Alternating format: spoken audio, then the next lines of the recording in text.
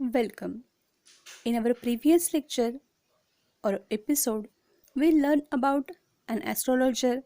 We learned about his neighboring vendors. We also learned about his previous life and how, as a fake astrologer, he used to deal with his customers. So, let us continue. We are starting with page number 4, first para. The nuts vendor blew out his flare and rose to go home. Here, the actual story begins. On that day, it was the time of late evening. The darkness was spread all over the town, and the nut vendor, who was neighbor of the astrologer, blew out means destroyed its light and finished his work of the day. This was a signal for the astrologer to bundle up too, since it left him in darkness except for a little shaft of green light which strayed in from somewhere and touched the ground before him. Now it was a sign for astrologer to leave too, because he couldn't get more light once nut vendor blew his flare. Now the only green dim light he could get from somewhere, and that light was not enough for him. The light reached up to the ground before him. आता खरी त्या गोष्टीला सुरुवात झाली आहे. आता इथून पुढे ती खरी गोष्ट काय आहे ती आपण वाचणार आहोत. त्या दिवशी त्या शेंगदाण्या विक्रेत्याने आपला दिवा मानवला आणि तो आता घरी जरा निघाला. त्याचा कामकाज संपलं होतं. त्याने आपला दिवा मालवला, बंद केला आणि तो आता घरी जरा निघाला. आता हे आपल्या ज्योतिषासाठीचा सिग्नल होता. त्याची पण आता वेळ संपत आली होती तिथे थांबायची, कारण त्याच्यापर्यंत आता पुरेसा लाईट येऊन पोचणार नव्हता.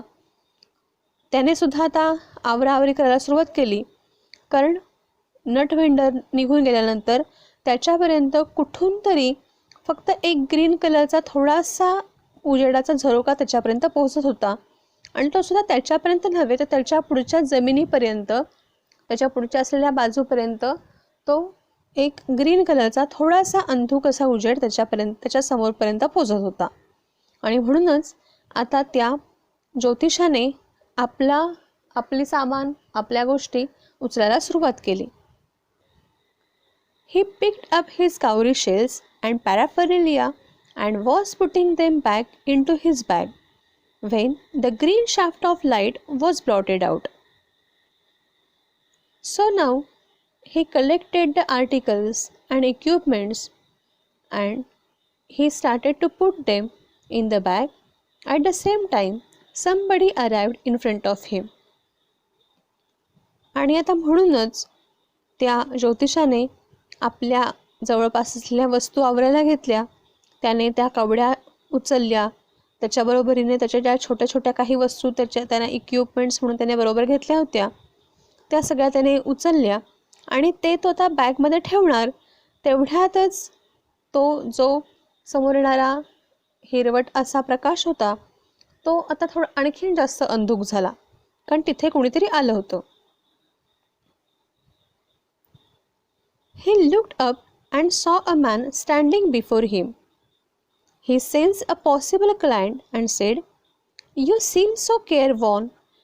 It will do good to you to sit down for a while and chat with me." Now he saw a man who was in front of him, and to deal with him, he started conversation with him. He began with flattery tone, saying the person that he looked very unhappy and worried, and so it is better for him to talk with him and feel relaxed. आता त्याने वर पाहिलं तर त्याला तिथे एक त्याच्या समोर असलेला माणूस दिसला. त्याला असं वाटलं की हा बहुतेक आपल्याला ग्राहक हा मिळू शकेल, हा आपला ग्राहक होऊ शकेल, आणि याच्यामुळेच त्याने त्याच्याशी बोलायला सुरुवात केली. त्याने त्याला सांगितलं, त्याने त्याला विचारलं की तू फार चिंतेत दिसतोयस, तू फार काळजीत दिसतोयस. मग थोडा वेळ इथे बस, माझ्याशी बोल. आणि म्हणून आता हळूहळू त्याला बोलकं करून त्याला ग्राहक म्हणून त्याच्याकडून काहीतरी पैसे मिळवण्यासाठी ह्या ज्योतिषाचा प्रयत्न सुरू होता. The other grumbled some reply vaguely. The astrologer pressed his invitation, whereupon the other thrust his palm under his nose, saying, "You call yourself an astrologer?" The astrologer felt challenged and said, tilting the other's palm towards the green shaft of light, "Yours is a nature." "Oh, stop that," the other said. "Tell me something worthwhile." But actually, that man was very irritated, and he complained unclearly. The astrologer kept continuing his usual convincing conversation, but the man pushed his palm aggressively under the astrologer's nose, challenging him, "Do you call yourself an astrologer?" Astrologer accepted his challenge. He understood his challenge and he accepted it. He moved the palm of the man for more conversation. He tilted it. He moved it in a specific angle to look at it carefully, and he started to talk. And as usual, he was about to start with mentioning some general and pleasing opinions, but the man interrupted and asked him, telling something useful for him. आता त्या होऊ शकेल अशा ग्राहकाचं मन वळवण्यासाठी त्या ज्योतिषाने, "तू फार बाबा चिंतेत दिसतोयस, तू फार काळजीत दिसतोयस, माझ्याबरोबरशी बस आणि बोल," असं म्हणून त्याच्याशी बोलायला सुरुवात केली खरी, पण समोरचा माणसाचा मूड मात्र काहीतरी वेगळाच होता. तो त्याच्या नेहमीच्या ग्राहकांसारखा नव्हता. आता तो समोरचा माणूस गुरगुरत थोडासा कंप्लेंट करण्याच्या स्वरात त्याच्याशी काहीतरी बोलला, पण ते काही क्लिअरली ऐकू येत नव्हतं. आता ॲस्ट्रोलॉजरने पुढे आपलं घोडं दामटायला सुरुवात केली. त्याने आता आपलं बोलणं पुढे चालूच ठेवतच होता. तेवढ्यातच त्या समोरच्या माणसाने त्याचा तळहात समोर अगदी थेट ॲस्ट्रोलॉजरच्या नाकासमोर नेऊन ठेवला आणि उद्धटपणे त्याच्याशी बोलला आणि म्हणाला, "तू स्वतःला ॲस्ट्रोलॉजर समजतोस? तू स्वतःला ज्योतिषी समजतोस?" आता त्याच्या अशा स्वरामुळे आणि त्याच्या अशा वागणुकीमुळे ॲस्ट्रोलॉजरला समजलं, त्या ज्योतिषाला समजलं की आपल्याला आव्हान दिलं जातं आहे. हा माणूस काही ज्योतिषांबद्दल फारसा आदर ठेवण्यातला माणूस दिसत नाही आहे. आणि तरीसुद्धा ते चॅलेंज एक्सेप्ट करून त्याने आता त्या समोरच्या माणसाचा तळहात आपल्या हातात धरला. थोड्याशा त्या अंधुक अशा उजेडामध्ये त्याने तो हात धरला आणि कलता करून थोडासा आपल्याला दिसेल अशा बेताने तो धरला आणि त्याने नेहमीप्रमाणे त्या माणसात जनरल स्टेटमेंट्स वापरायला सुरुवात केली. तो आता असं सांगणार होता कदाचित की तुझं नेचर कसं आहे, तर तुझं नेचर इम्पेशियस आहे, तू फार हॅस्टी आहेस किंवा रॅश आहेस, तू फार उतावळा आहेस. पण असं काही बोलायच्या आतच त्या समोरच्या माणसाने त्याचं काही ऐकूनच घेतलं नाही. तर समोरच्या माणसाने त्याला सांगितलं की "थांबव रे, मला हे काही ऐकायचं नाही आहे. याच्यापेक्षा मला काहीतरी फार महत्त्वाचं असं काहीतरी जे उपयोगी पडू शकेल असं काहीतरी ऐकायचं आहे." Our friend felt piqued. "I charge only 3 pice per question, and what you get ought to be good enough for your money." At this, the other withdrew his arm and looked out an Anna and flung it out to him, saying, "I have some questions to ask. If I prove you are bluffing, you must return that Anna to me with interest. If you find my answers satisfactory, will you give me 5 rupees? No. Or will you give me 8 annas? All right, provided you give me twice as much if you are wrong," said the stranger. This pact was accepted after further argument. Now the astrologer felt irritated and he mentioned his rate per question. The man, means new customer, of the astrologer took out an anna and insisted about the pact. The pact or promise was that if the astrologer will be able to give correct answers for his questions, the man will give 8 annas, and if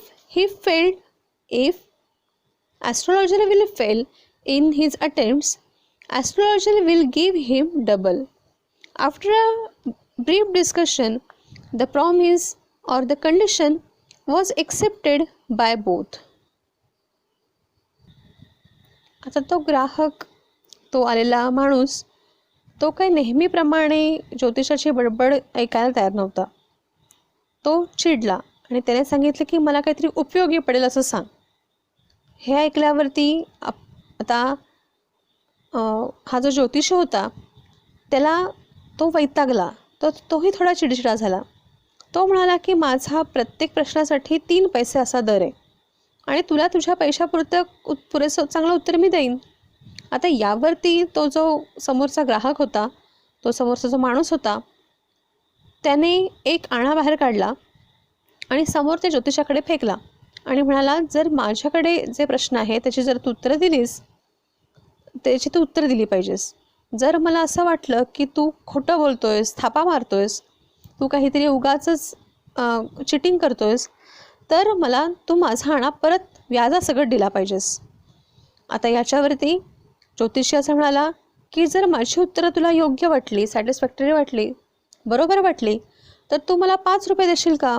तर याच्यावरती तो माणूस तयार नव्हता. तो म्हणाला नाही. मग ज्योतिषाने आपलं घोडं पुढे दामटलं. तो म्हणाला, मग मला 8 पैसे देशील का? 8 आणे देशील का? 8 आणे देशील का? तर यावरती मतावरती हे मात्र त्या माणसाला पटलं. तो म्हणाला, ठीक आहे, पण जर तुझं म्हणणं चुकलं, तू जर ह्याच्यात चुकीची उत्तरं दिलीस, तर मात्र मला ह्याच्यात दुप्पट पैसे तू द्यायला हवेस. आता कसं तरी करून शेवटी थोड्याशा आणखीन चर्चेनंतर हे हे प्रॉमिस, ही कंडिशन दोघांनाही पटली आणि आता त्यांच्यातल्या चर्चेला सुरुवात झाली. आता याच्या पुढे नेमकं नक्की काय घडतं? तो ज्योतिषी यशस्वी होऊ शकतो का? त्या खोट्या ज्योतिषाला त्या माणसाचं खरं भविष्य सांगता येतं का? हे बघण्यासाठी पुढचा एपिसोड बघा. I hope you like this channel, so please like, share and subscribe.